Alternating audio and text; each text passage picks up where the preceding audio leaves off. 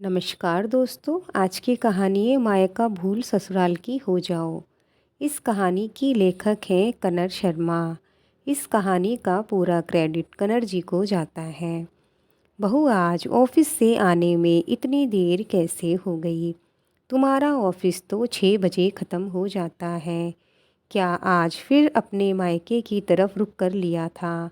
सास मधुरा जी ने तंत कसते हुए बोला।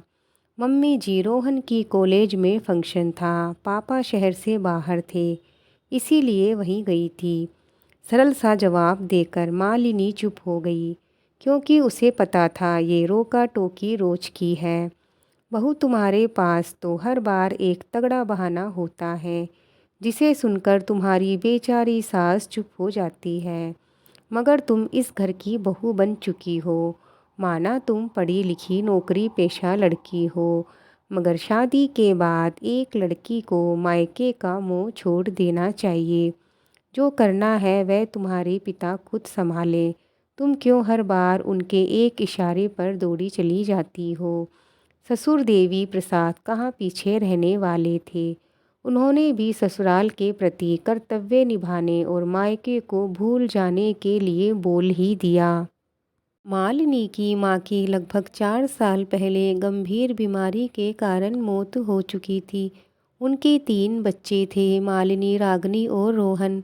मालिनी बड़ी थी। मां के जाने के बाद अचानक से घर गृहस्थी की सारी जिम्मेदारी उस पर आ गई। चुलबुल सी लड़की अचानक अपने छोटे भाई बहन की मां बन गई। घर की जिम्मेदारियों के साथ उसने पिता की रुपए पैसे संभालने में भी मदद की। यही सब सोच विचार राम प्रसाद जी ने उसका विवाह एक शहर में किया, ताकि वो उनके पास आती जाती रहे। अभी उसकी शादी को 6 महीने ही हुए थे, मगर इन 6 महीनों में उसके सास ससुर और पति को मालिनी का बार बार मायके में आना जाना बिल्कुल पसंद नहीं था। वे हर बार दबी जवान में उसे मायके न जाने पर जोर देते। मालिनी बहुत ही समझदार लड़की है, उसे सबकी बातें समझ आ रही है, लेकिन उसने सोचा नई जगह पर ढलने के लिए वक्त लगता है। इसीलिए वो ससुराल में हर किसी को खुश करने की कोशिश में लगी रहती है। सास को परेशानी ना हो, इसीलिए नाश्ता खाना बनाकर जाती है। शाम को आकर भी रसोई संभालती है। इसी बीच देवर ननद सभी की फरमाइशों को भी पूरा करने में लगी रहती है। पति के शिकवे शिकायत दूर करने की पूरी कोशिश करती रहती है, पर लगता है कोई भी उससे खुश नहीं था। हाँ बहू, तुम्हारे ससुर जी भी सही ही कहते हैं। जब से तुम यहाँ आई हो, तुम्हारा सारा मन तुम्हारे मायके में ही लगा रहता है। पहले तो मैं कुछ नहीं बोलती थी, लेकिन मुझे तुम्हारा यहाँ रहकर वहाँ फ़ोन पर बातें करना बिल्कुल पसंद नहीं है। छोटी छोटी बातों पर मायके दौड़ी चली जाती हो। माना पिता भाई बहन है, लेकिन अब तुम ससुराल वाली हो गई हो। ये बार बार वहाँ जाना अच्छी बात नहीं है। मम्मी जी, पापा जी, आप तो जानते ही हैं मेरे पापा अकेले हैं। अभी भाई बहन भी बहुत छोटे हैं। शादी में कहाँ कितना खर्च हुआ, सारी तैयारियां मैंने और पापा ने देखी थी। अभी कुछ दिन पहले ही हमने होटल ज्वेलर का हिसाब किया है, और फिर पापा के महीने का हिसाब किताब भी मैं ही देखती हूँ। इसीलिए उन्हें बार बार मेरी ज़रूरत पड़ती है। बहू, ये सब बहाने हैं। तुम तो ना जाने कितनी बार यही नहीं अपनी सहेलियों के साथ घूमने निकल जाती हो, किसी को घर लेकर चली आती हो। तुम्हें समझ में नहीं आता, तुम ससुराल में रहती हो, यहाँ मायके के नियम कायदे नहीं चला करते। तुम लड़की नहीं हो, अब तुम बहू हो किसी घर की। उसी तरह रहो। मैं जो कहती हूँ, जितना जल्दी हो सके मायका भूलकर पूरी तरह ससुराल की हो जाओ। और ऐसा कुछ नया नहीं करोगी तुम। हम भी तो सकी सहेली, माँ बाप को सबको भूलकर पूरी तरह से समर्पित हैं। ऑफिस से आया पति भी अब सुन चुका था, तुम्हारी शादी मुझसे हो गई है, तुम मेरी पत्नी हो। अब कब तक तुम दूसरों के बारे में सोचती रहोगी? माँ सही कहती है, अपना मन ससुराल में लगाओ, बाकी सब भूल जाओ। कहते हुए विपिन कमरे में चला गया। मगर मालिनी के मन में कई सवाल उठने लगे। कल तक तो जो मेरे अपने थे, आज दूसरे कैसे हो गए। क्या एक लड़की सिर्फ शादी से पहले अपने माता पिता की देखभाल कर सकती है, उनकी जिम्मेदारियां उठा सकती है और शादी होने के बाद उसे सबको छोड़ना होगा, जन्म से मिले सारे रिश्तों को भूलना होगा। ऐसे कैसे? जब एक लड़के की शादी होती है तो वो भी पति बनता है। क्या पत्नी मिलते ही वो सारे रिश्ते भूल जाता है? माता पिता, भाई बहन, रिश्तेदार, आस पड़ोस, दोस्ती यारी सब कुछ छोड़ देते हैं? नहीं ना।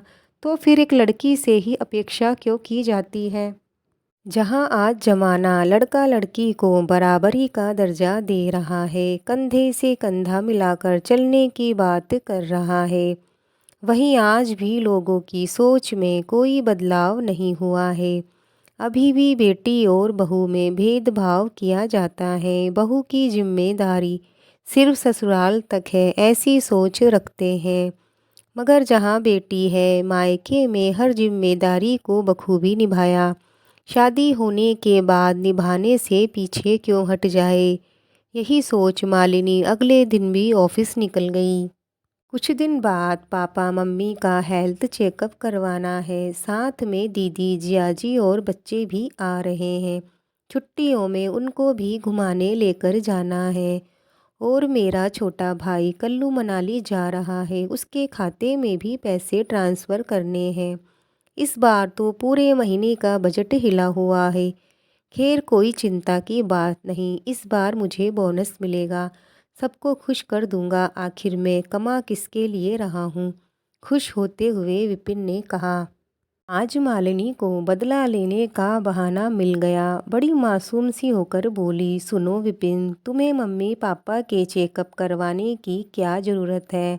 और दीदी जियाजी आ रहे हैं तो अपना खर्चा खुद उठाए, तुम क्यों करोगे उनके लिए खर्चा? देवर जी को एक फूटी कोड़ी देने की ज़रूरत नहीं। आखिर कब तक तुम उनका बोझ उठाओगे? अब तुम्हारी शादी हो गई है, तुम मेरे पति हो, तुम्हें किसी और के लिए कुछ करने की बिल्कुल ज़रूरत नहीं।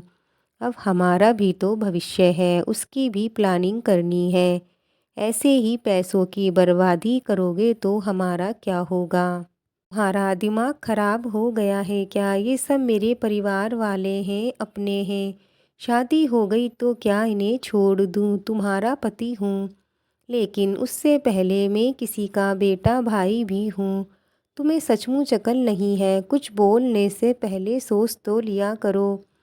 विपिन भिनभिनाता हुआ बोला, मैं तुम्हारी पत्नी हूँ और तुम्हें मेरी बात सुननी होगी। और मैंने ऐसा भी क्या कह दिया जो तुम्हें इतना बुरा लग रहा है? तो मुझे इतनी बातें क्यों सुना रहे हो? मालिनी, मैं सिर्फ तुम्हारा पति ही नहीं हूँ, किसी का बेटा, भाई, दोस्त भी हूँ। इतनी सी बात तुम्हें समझ क्यों नहीं आती, जो जब देखो कभी भी आने जाने पर मुझ पे टोका टाकी लगाती हो? किसी से फ़ोन पर बात नहीं करने देती, मेरे साथ किसी फंक्शन में चलने को इनकार कर देती हो। शादी के बाद क्या लड़का सिर्फ पति बनकर रहेगा, बाकी सब रिश्ते क्या तोड़ लेगा? बताओ तुम। मैंने ऐसा भी क्या गलत बोल दिया जो तुमको इतना बुरा लग रहा है विपिन? ये सब तो मेरे साथ रोज होता है। आप छोड़िए, मम्मी पापा दीदी भैया सब मेरे साथ करते हैं। जिस दिन से मैं यहाँ शादी करके आई हूँ तब से मेरे साथ ये रोज हो रहा है। अगर वैसा मैंने 2-4 बार आपके साथ कर भी दिया तो इसमें इतना बुरा आपको क्यों लग रहा है? अब विपिन को सब समझ आ चुका था। जो इतने महीनों से वो और उसकी माँ पापा मिलकर उसे उसके मायके वालों से मिलने जुलने पर बेवजह टोका टाकी लगाते हैं। जब भी वो उनके पास जाती, फ़ोन या मदद करती तो रोक टोक लगाते, ना जाने कितना कुछ सुना देते, यहाँ तक कि उसकी परवरिश पर भी उंगली उठाते। मगर जब अपने साथ ऐसा व्यवहार हुआ तब पता चला मालिनी के साथ कितना गलत हो रहा था। अब रिश्ते हैं तो निभाने तो पड़ेंगे, शादी होते ही थोड़ी तोड़ दिए जाएंगे। मालिनी, सच में मैं बहुत शर्मिंदा हूँ। इतनी छोटी सी बात मेरी समझ में नहीं आई। जैसे लड़के के परिवार वाले होते हैं वैसे ही लड़की के परिवार वाले होते हैं। फिर क्यों शादी होते ही लड़की अपने सारे रिश्ते नाते मायका भूल ससुराल की होकर रह जाए।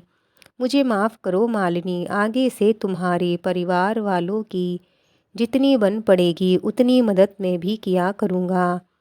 आखिर वह भी मेरा परिवार है, जैसे मेरा परिवार तुम्हारा परिवार है।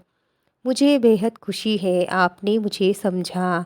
मुझे आपकी माफ़ी नहीं साथ चाहिए, बस इतनी सी बात थी। जैसे आपको लगता है आप सिर्फ़ मेरे पति नहीं किसी के बेटे भाई दोस्त भी हैं, वैसे ही मैं भी सिर्फ़ आपकी पत्नी नहीं हूँ, किसी की बेटी बहन सहेली भी हूँ। आज दोनों ने एक दूसरे को समझ लिया। दोस्तों, ये कहानी यहीं पूरी होती है। आपको कहानी कैसी लगी लाइक कमेंट करके ज़रूर बताएं। अगर आप नए हैं तो चैनल को सब्सक्राइब करके हमें आगे बढ़ाएं। मिलते हैं और एक नई कहानी के साथ।